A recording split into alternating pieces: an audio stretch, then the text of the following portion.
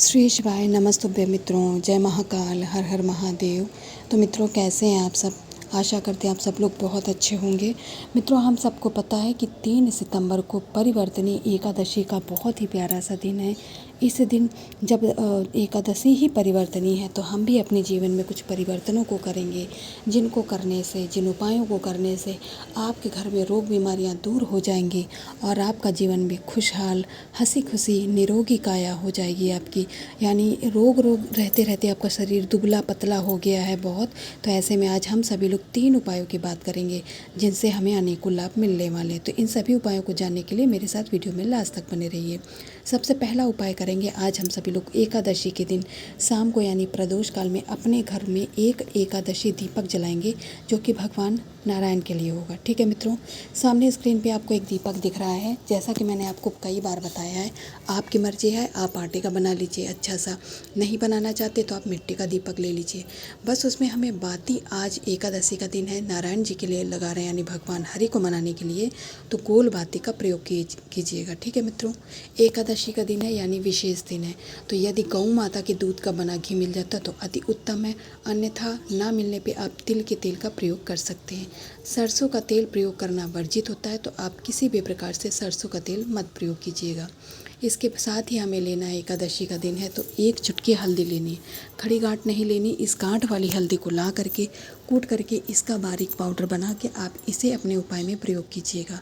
ठीक है मित्रों, इसके साथ ही हमें आवश्यकता पड़ने वाली है थोड़े से गंगा जल की। थोड़ा सा गंगा जल, ज़्यादा नहीं, 2-4 चम्मच, बस इतना पर्याप्त है आपके आज के इस उपाय के लिए। इतनी सारी चीज़ें लेने के बाद में इन सारी चीज़ों को लेकर के आप सभी लोग पहुंच जाएंगे। आपके घर में माता तुलसी का पौधा ज़रूर होगा, छोटा सा हो, बड़ा सा हो, ज़मीन में हो, गमले से हो, हमें इससे कोई फ़र्क नहीं पड़ता। हमारे पास केवल तुलसी माता का पौधा होना चाहिए। सबसे पहले बता दूं कि एकादशी में आप सभी लोग जानते हैं कि तुलसी माता के गमले में किसी भी प्रकार का द्रव्य नहीं चढ़ाया जाता, चाहे जल हो चाहे दूध हो। साथ ही एकादशी के दिन जो जो तुलसी माता की पत्ती होती है उसे तोड़ना भी वर्जित होता है। इन बातों का आप लोग ध्यान रखिएगा। यहाँ पर पहुँच करके आपने जो गंगा जल लिया है, सबसे पहले उस गंगा जल का तुलसी के गमले के पास ज़मीन पे लेपन कर दीजिएगा। लेपन करने के बाद में उसी गंगा जल के ऊपर आपने जो हल्दी ली है उसका आसन लगा देंगे। बहुत अच्छे से आसन लगाइएगा, क्योंकि आपको इसी आसन के ऊपर दीपक को प्रज्वलित करना है। अब बारी आती है दीप को प्रज्वलित करने की।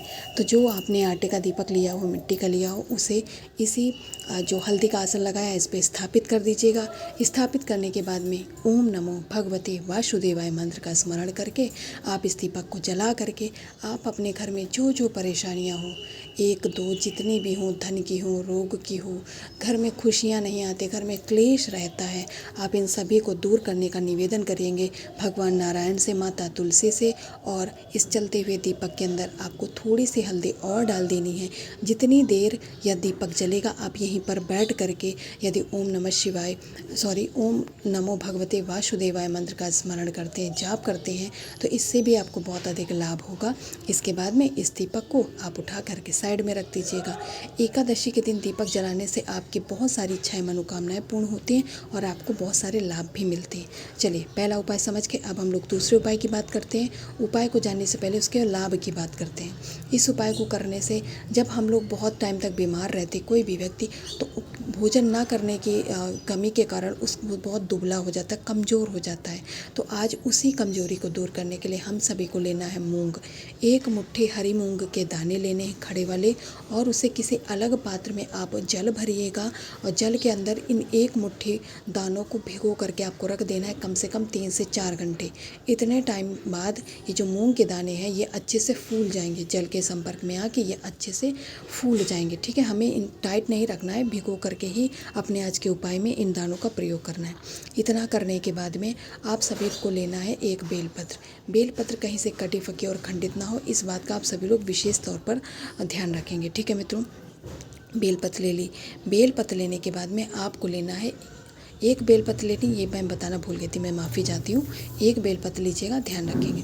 इसके साथ ही हम उपाय कर रहे हैं मूंग के दाने का, ठीक है, और हम अपने घर के रोग को दूर करना चाहते हैं। तो आपको यहाँ पर लेना है गुड़, 1 बेलपत्र, 1 मुट्ठी मूंग के दाने लेने के बाद में आपको 1 भेली जो आता है, एक बट्टी आती है ना मार्केट से जब खरीदते हैं, वही 1 बट्टी पूरी गुड़ के ले लेंगे। इन सभी पात्रों को ले करके आप एक जगह एकत्रित कर लीजिएगा। इसके बाद में आपने जो मूंग के दाने लिए हैं उनको जल से बाहर निकाल देंगे किसी साफ़ कटोरी में, यानी पानी अलग कर लीजिएगा, दाने अलग। साथ ही में तांबे का कलश ले लेंगे, उसमें हमें जलाभिषेक करने के लिए जल तैयार करना है। जल में आप गंगा जल भी ले सकते हैं और अपने घर का शुद्ध जल दोनों ले सकते हैं। इसके बाद में जो आपने कटोरी में मूंग के दाने निकाल, उस कटोरी के ऊपर आपको क्या करना है, आपने ली है 1 बेलपत्र, पहले उस बेलपत्र को रख लीजिएगा। इसी बेलपत्र के ऊपर जो आपने गुड़ का टुकड़ा लिया हुआ है बड़ा सा, उस गुड़ को आप इसी बेलपत्र के ऊपर रख लीजिएगा। अब इस कटोरी को आपको उठाना है, जल जो आपने कलश तैयार किया उस पात्र को उठाइएगा। दोनों चीज़ों को लेकर के हम सभी लोग कहाँ पहुँच जाएंगे मित्रों, हम सभी लोग पहुँच जाएंगे अपने इष्ट, अपने आराध्य भगवान शंकर की शिवलिंग के पास।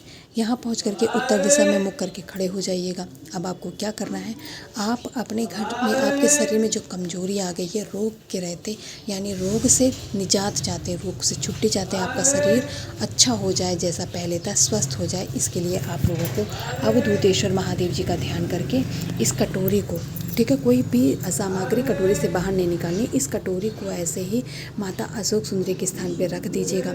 रखने के बाद में अपनी इच्छा, अपनी मनोकामना यानी रोग मुक्ति का उपाय है तो कुंद अवधूतेश्वर महादेव जी से दूर करने का निवेदन करने के बाद में जो आपने 1 लोटा जल लिया है उसे श्री शिवाय नमस्तुभ्यं मंत्र का जाप करके हुए महादेव जी के पिंडी पे समर्पित कर देंगे। समर्पित करने के बाद में आपको क्या करना है, जो आपने कटोरी समर्पित की है, ठीक है, उस कटोरी को आपको उठाना है। उस कटोरी से बेलपत्र को निकालिएगा, केवल बेलपत्र। उस बेलपत्र को यहाँ पर नंदी महाराज जी का जो उठा वाला पैर होता है वहाँ पर समर्पित कर दीजिएगा। समर्पित करने के बाद में आपके पास बचते हैं मूंग के दाने और गुड़। उस पात्र को लेकर के जाना है। आपके घर के आसपास आसानी से आपको गौ माता मिल जाएंगी। गौ माता टहलती रहती है, आपको बहुत आसानी से मिल जाएंगी। वहाँ पर आपको जाना है।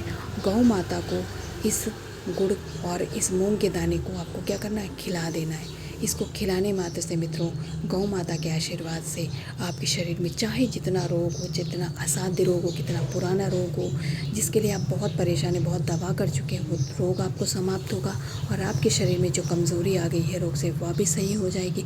आप पहले जैसे स्वस्थ हो जाएंगे।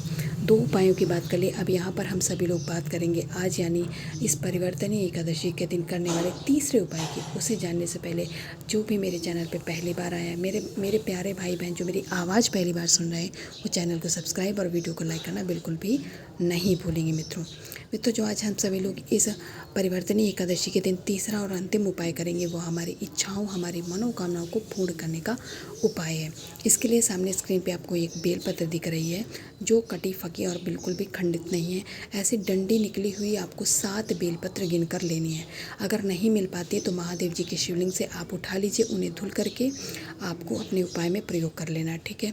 बेलपत्र लेने के बाद में अब हमें लेना है तांबे के एक कलश में जल। लेकिन कौन सा जल, इस बार हमें अपने घर का जल नहीं लेना है बल्कि किसी नदी का जल लेना है। किसी भी नदी का हो, किसी पर्टिकुलर नदी का नाम नहीं लिया गया है यहाँ पर, आप किसी भी नदी के जल का प्रयोग कर सकते हैं। अब आपको इसको लेकर के सबसे पहले महादेव जी की शिवलिंग में जाने से पहले आपको नंदी महाराज जी दिखेंगे। उनके उठे वाले पैर पे आपको श्री शिवाय नमस्तुभ्यं मंत्र का जाप करते हुए इस कलश से केवल जल चढ़ाना है, ठीक है मित्रों। बेल पत्र ना गिरने पाए, इस बात का आप लोग ध्यान रखिएगा। केवल जल चढ़ाइएगा नंदी महाराज जी के उठे वाले पैर पर। जल चढ़ाने के बाद में आपको उस पात्र में बची हुई बेल पत्र को लेकर के अब हम मंदिर के अंदर प्रवेश करेंगे। अब जब मंदिर के अंदर आप प्रवेश करेंगे तो आपको महादेव जी का शिवलिंग नजर आएगा, है ना मित्रों। महादेव जी के शिवलिंग के समक्ष उत्तर दिशा में मुख करके खड़े हो जाएंगे। आपको इस बेलपत्र को महादेव जी के शिवलिंग पे समर्पित करने से पहले अपने दाहिने हाथ पर आपको रखना है। रखने के बाद में आपको अपने हृदय पे, दूसरा हाथ अपने हृदय पे रख के जो भी आपकी इच्छा, जो भी मनोकामना है उसे पूर्ण करने का निवेदन करेंगे महादेव जी से और यही कहेंगे, हे महादेव जी, इस एकादशी के दिन हमारी जो भी ये इच्छा है इसे पूर्ण करें, हम पर अपना आशीर्वाद बनाए रखें और हमारे इच्छा मनोकामना को पूर्ण करने का निवेदन करते हुए इसके बाद आपको इस बेलपत्र को महादेव जी की शिवलिंग पर रख देना है और रखने के बाद में आपको फिर से दोनों हाथ जोड़ करके जाते जाते महादेव जी से निवेदन करेंगे, महादेव जी हमारा या हमारी जो इच्छा, हमारी मनोकामना है वो पूर्ण हो जाए। जो भी आपकी इच्छा उसे आप कहिएगा।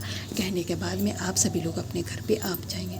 बाकी मैंने अपनी तरफ से पूरा प्रयास किया आप लोगों को तीनों उपायों को समझाने का, और मैं आशा करती हूँ आप लोग ये उपाय समझ गए होंगे। तो जाते जाते कमेंट सेक्शन में महादेव जी का कोई सा भी प्यारा नाम मित्रों लिखते हुए जाइएगा।